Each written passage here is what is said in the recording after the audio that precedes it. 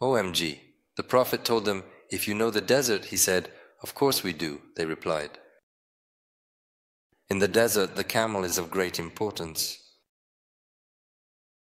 The burden is on the camel, including food and other items, and the camel carries drinking water as well. One more thing is important: he knows the ropes. Due to the fact that this sand, which was sand, has the ability to be relocated from this location to another in the desert in a time frame of 1 hour, the routes can undergo modifications. Individuals might not have the capability to anticipate these changes, but the camel possesses the knowledge of the correct path. If a man is going alone, he trusts the camel. If the camel stops, it sunbathes in the shade, otherwise the sun is scorching. The camel is everything to him. Once again, a guy said that the Prophet stopped his camel and he went under its shade to rest and take a nap.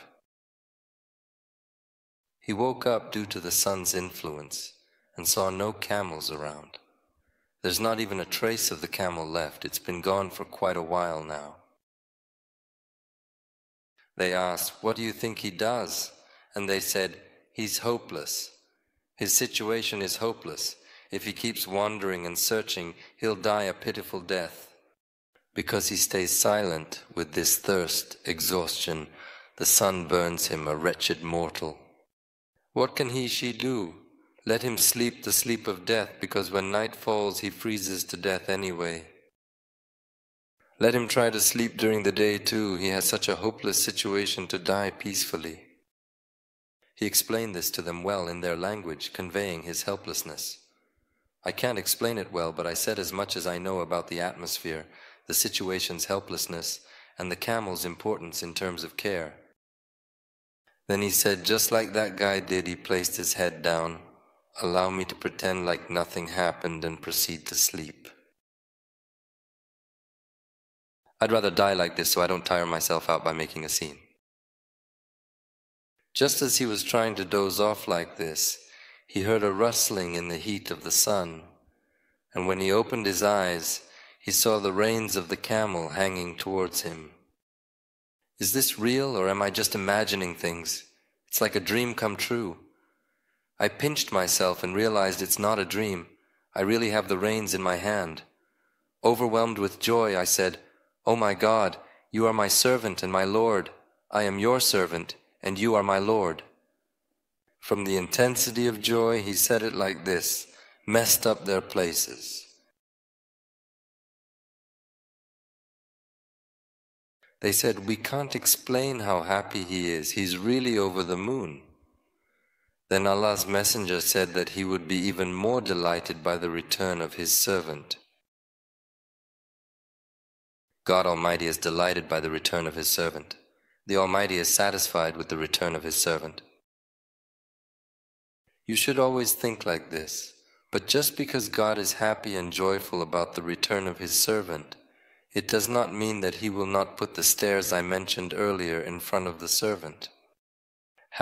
God is happy about his return, but he wants him to climb this ladder, resist and overcome obstacles. He wants him to succeed, and as he succeeds, he becomes happy. Another saying of the Prophet mentions, "Even if you go on a journey with a donkey, the Almighty will come to you with a luxurious limousine." If you were to go shibran, which signifies going everywhere, it would come to you accompanied by zira. If one is 25 centimeters and the other is half a meter, if you were to walk towards the Almighty, he would come running to you. To clarify, in this meeting between the servant and the Almighty is one step ahead or displays greater eagerness. One of the penitent individuals states, "You see, he is seeking the Lord through repentance. He is seeking to heal by acquiring knowledge. He is acquiring knowledge about his religion. He desires to bring about reform. He undergoes specific journeys on these paths." He says, "Years later I realized that I always thought I was looking for her, but it turns out she was actually looking for me." It's not like God is searching for someone he lost. It's more like he wants to find them, wants to meet them. Think of it like that. And these terms and related verses show that God has given us an open invitation. Regardless of how much we stray, if we fail to properly identify this issue and firmly write it down in bold lines, there is a danger that one day we may have committed numerous sins, we may have grown accustomed to committing sins, and the consequences could be significant. Devil, don't bother coming back to us anymore, because there's no longer a Lord waiting for you.